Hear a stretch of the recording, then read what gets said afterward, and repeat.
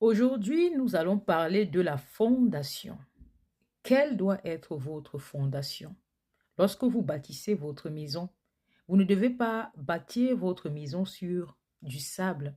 Sinon, les torrents, la pluie, le vent va venir ébranler rapidement cette maison. Votre maison doit être bâtie sur une bonne fondation. La maison doit être bâtie sur du roc. Et qu'est-ce que c'est que le roc dans notre vie? C'est Jésus-Christ.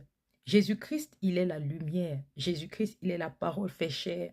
Jésus-Christ est la parole de vie. Le pain de vie. Si tu manges de ce pain, tu n'auras plus jamais faim. Il est le breuvage, la source d'eau de vie.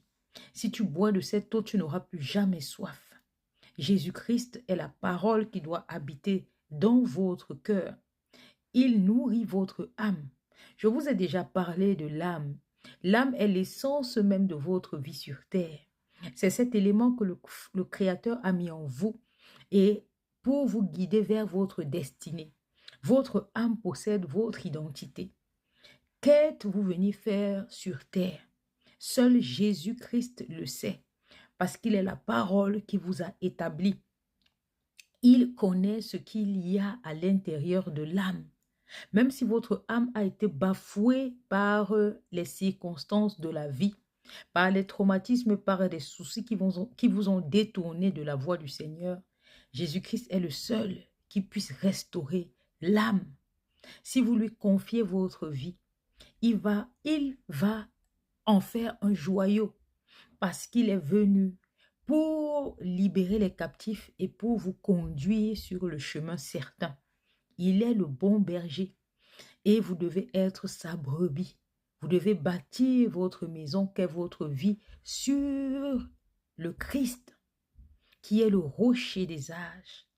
Il viendra vous conduire. Il est le chemin, la vérité et la vie. Il viendra vous donner la sagesse nécessaire.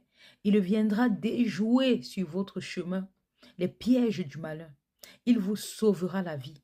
Il multipliera le pain dans votre maison et il vous donnera longue vie parce qu'il vous évitera de commettre des actes qui vous conduiront directement dans la fosse.